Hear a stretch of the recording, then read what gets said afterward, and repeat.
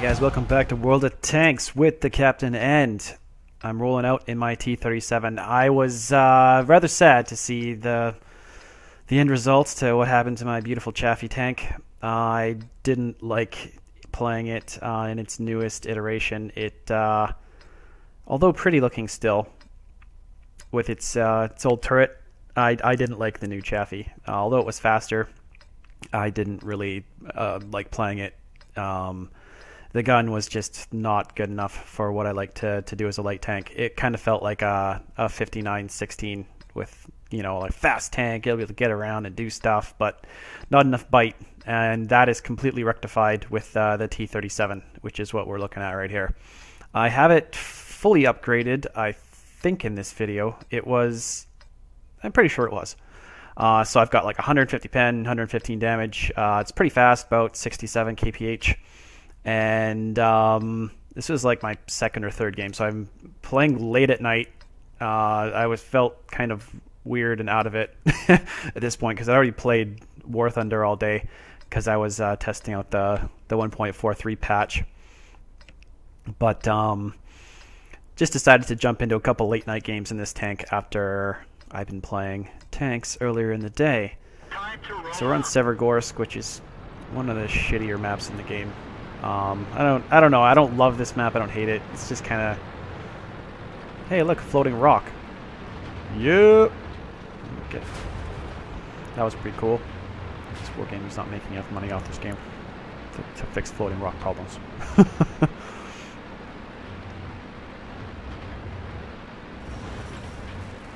I'm going to play fairly conservatively at the beginning because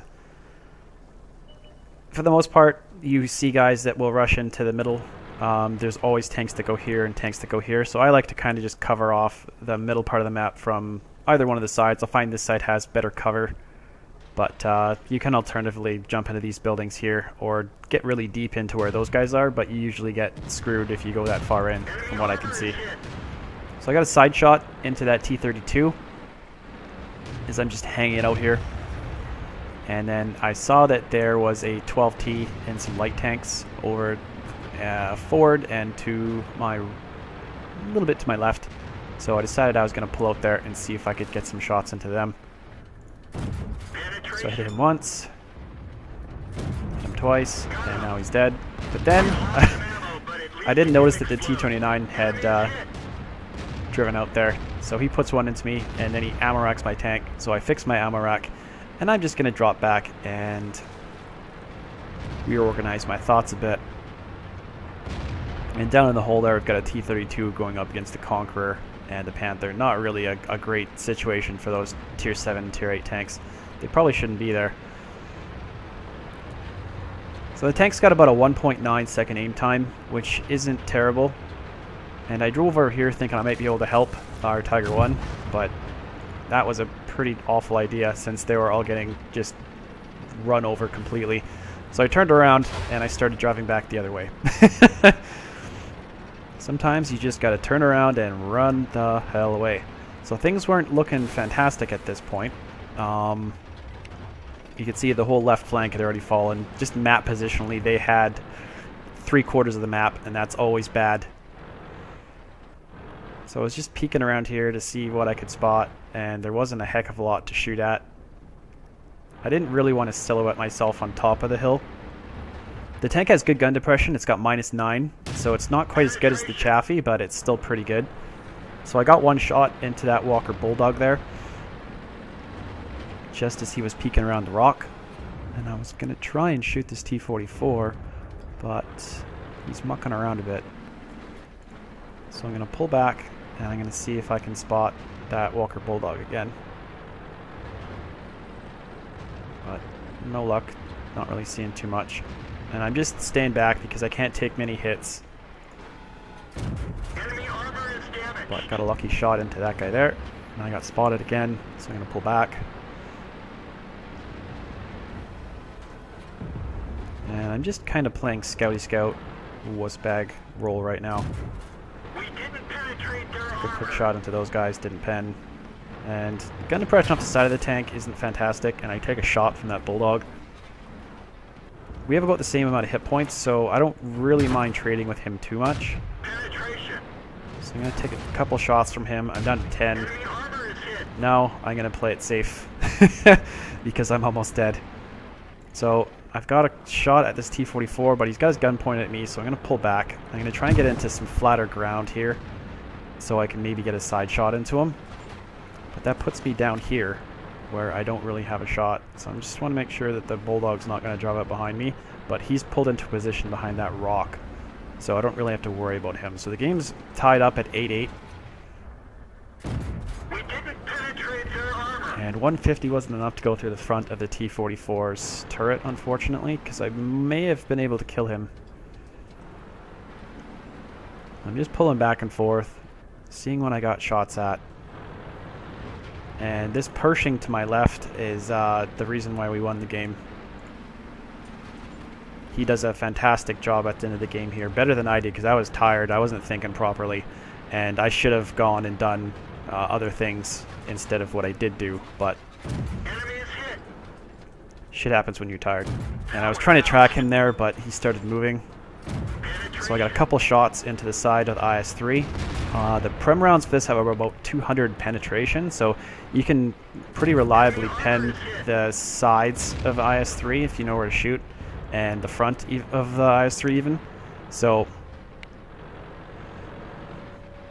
we've got the gun depression on this IS-3, so this situation is not bad at all. We had some guys in the cap, and we'd almost capped this out, and things were looking pretty okay actually. But then they went in and they took our cap points, and our Pershing there, he killed that guy. And unfortunately I didn't aim enough to the left, and I hit him in the tracks without doing any actual damage to the Patton. So the Pershing was peeking around the corner there, and he's going to get a shot in on the Bulldog. And as he's shooting at him, I'm going to come around, and he wasn't paying attention or didn't think I was going to come down to try and kill him. So the Pershing takes out him, so now it's me versus 4 tanks. And their team is talking it up in chat like they've already won the game. But that wasn't quite the case. Even my team kind of thought, oh, we would have won the game if. But it's not over yet. It's not done till it's done. We've got 2 tanks left. I'm at 10 hit points, which is anything can kill me. I could kill myself by driving off this hill improperly. And there's a T-44 down there, and the Pershing takes him down. So he's up to 3 kills. I'm at 2 kills.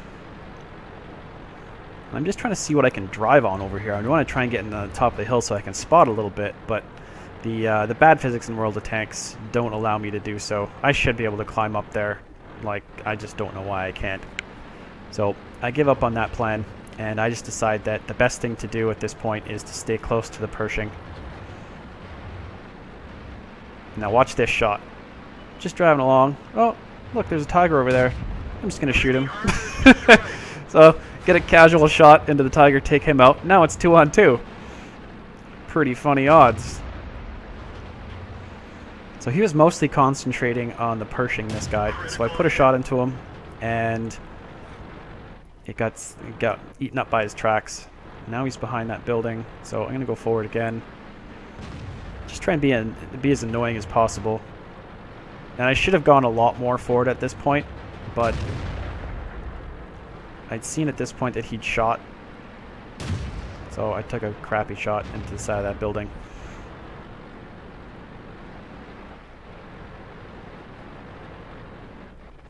And this was not a bad situation here. Like, this Super Pershing was worrying more about me than he was about the Pershing, until he turns his tank around. So I pop out, put a shot into him. Now he's paying more attention to me. So I'm going to wait for him to come around, put another shot into him, track him. And I could have sat there shooting him a couple more times, but I thought I could maybe get around here and get a shot into the T-32. But it's at this point here where I should have turned around and just headed straight to their cap. Then that would have forced the Super Pershing back to their cap. Because it was just me and the Pershing at this point. And I pull around the corner, just looking at what I can see. So I'm spotted now. And I see him backing up. So I poke out a little bit just to keep him lit. Now I'm driving him over here. And I thought I could sneak through there. It was really stupid. And it ended up getting me killed. But at the end of the day, I did 1,600 damage and I killed 3 tanks. And I'll just jump on to the last part of here, because there was a long period of our Pershing doing not a lot, except driving back and forth. So it would be like... So he's hanging out here, and then he goes up, and then he goes down, and then he goes left, and then he goes back, and then forward, and back, and then forward, and back, and then he gets hit, and it's looking like we might lose, and it goes back and forward, and then no one really wants to commit to anything, and then the Super Pershing shows up over there, and eventually we win. So yes, I was tired. I don't know if that's my excuse. I guess that I'm saying that's what my excuse is, but I definitely should have just hightailed it and got all the way around the Super Pershing, and then just done annoying back shots into him, and we would have cleared the game out a lot quicker. And instead, I was stupid in trying to stay close to him, and I wasn't thinking straight. It was late at night, and definitely I should have driven all the way around here and started getting back shots into him, or at least started capping. That would have forced him back, and then our Pershing would have been able to engage him as he was coming back for me. So that's ideally what I should have done, looking back at it. But sometimes when you're in the middle of stuff and you're not really in your best state of mind, you don't make the best decisions. So I know in the future I'm going to use my mobility better. And I haven't actually been playing my light tanks hardly at all lately. I've been playing mostly my tier 9 mediums and heavy tanks. So getting back to this gameplay, you got to change your mindset a bit. But this tank is a fantastic tank, and you can see in the next game just how potent it can be.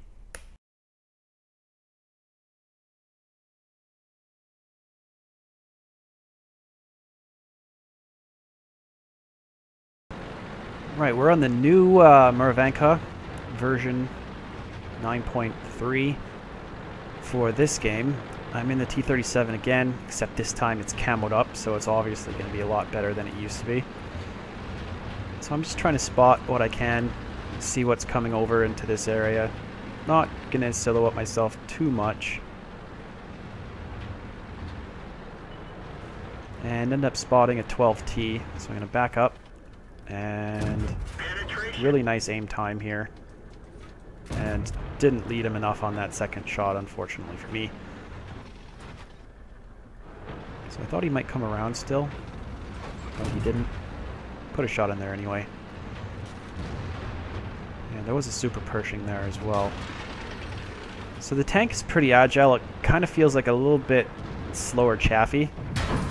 And that guy shoots through that wooden house. And then he takes out the other house.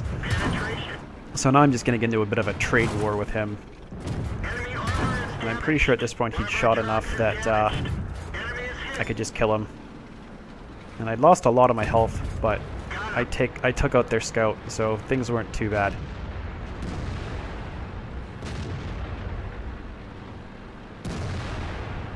Now I wasn't sure what tanks were ahead of us other than the Super Pershing, but we had a really big contingent of our team over here. So I was pretty confident that I could get over into more of a flanking position behind and pop out from behind these houses and maybe get some shots into this guy. But I'm just peeking around, trying to see what I can see.